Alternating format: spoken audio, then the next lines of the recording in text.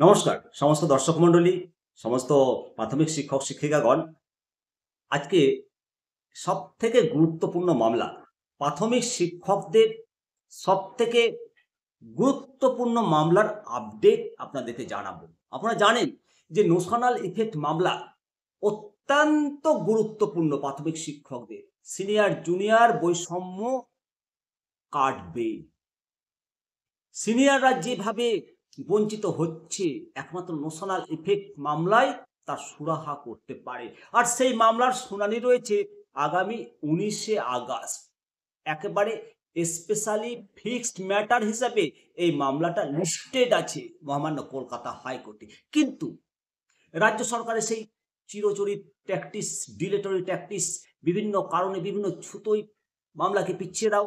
তাহলে সরকারি কর্মচারীরা আর কত, শিক্ষক মহাশয়রা কত চাঁদা দিয়ে মামলা লড়বে, বেতনের টাকা দিয়ে মামলা লড়বে, তারা খাসতে যাবে।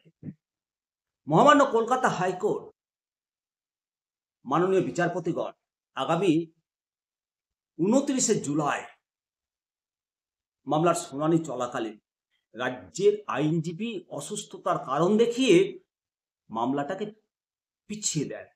শুনানি মুলতবি হয়, কিন্তু মহামান্য কলকাতা হাইকোর্টের মাননীয় বিচারপতিগণ একেবারে কড়া সতর্কতা জারি করেছে, মৌখিক নির্দেশ দিয়েছে।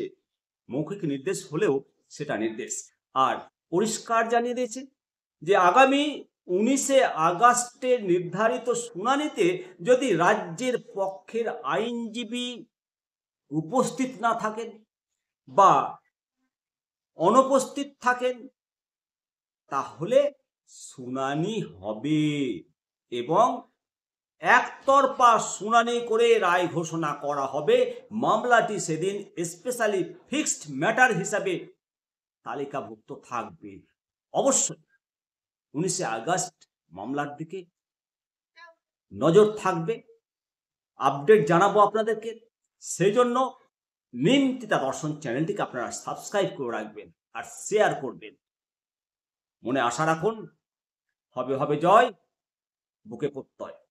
জয় হিন্দ, জয় ভারত।